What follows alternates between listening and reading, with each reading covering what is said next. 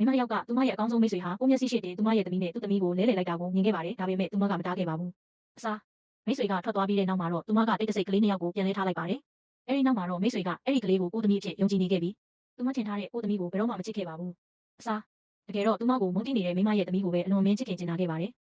သူမထင်တာကကိုကိုလက်စားချေနေတာပဲဒါပေမဲ့သူမမသိခဲ့တာကအဲ့ဒီအရာအလုံးဟာမိမရဲ့မျက်လုံးထဲမှာတော့ဟာသားတစ်ခုလိုပဲဖြစ်နေခဲ့တာပါ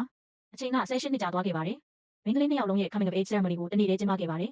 ဒါပေမဲ့မိတ်ဆွေရဲ့မောင်လေးကတော့လက်ဆောင်ကိုမိမရဲ့သမီးတစ်ယောက်တည်းပဲဝယ်လာပြီးကိုမရဲ့သမီးကိုလုံးဝမကြည့်ခဲ့ပါဘူးမိတ်ဆွေကလည်းပုံမဆိုးရွားခဲ့ပါတယ်သူမထင်ထားတဲ့ကိုသမီးရဲ့လက်ကပြင်းထန်စွာထိခိုက်ခဲ့ပေမဲ့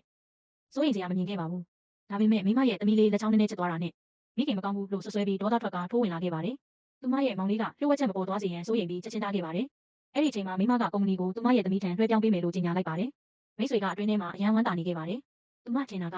18နှစ်ကြာစီစဉ်ထားတဲ့အစီအစဉ်အောင်မြင်တော့မယ်လို့ပါတစ်ချိန်တည်းမှာပဲဆေးရုံကဖုန်းဆက်လာပါတယ်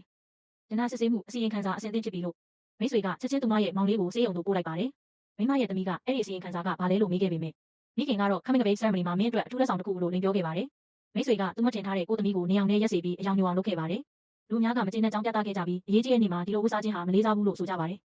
ဒါပေမဲ့မိတ်ဆွေကတော့အတွင်းထဲမှာအယမ်းပျော်နေခဲ့ပါတယ်သူမထင်တာကမိမရဲ့ကိုယ်ပိုင်သမီးကိုသူမပညာရေးနဲ့ဒီလိုဖြစ်အောင်လုပ်လိုက်နိုင်ပြီလို့ပါမိမကကုမ္ပဏီကိုသမီးထံလွှဲပြောင်းပေးလိုက်တဲ့အချိန်မှာ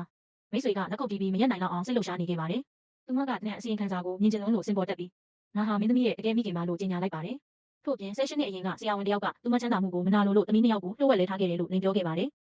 မိမကအံ့ဩသွားသလိုအပြင်ပေါ်မှာပြသခဲ့ပါတယ်အဲ့ဒီအချိန်မှာပဲမောင်လေးကဆေးရုံမှပြန်လာခဲ့ပါတယ်သူမရဲ့လက်ထဲမှာကျနစစ်ဆေးမှုအစီရင်ခံစာ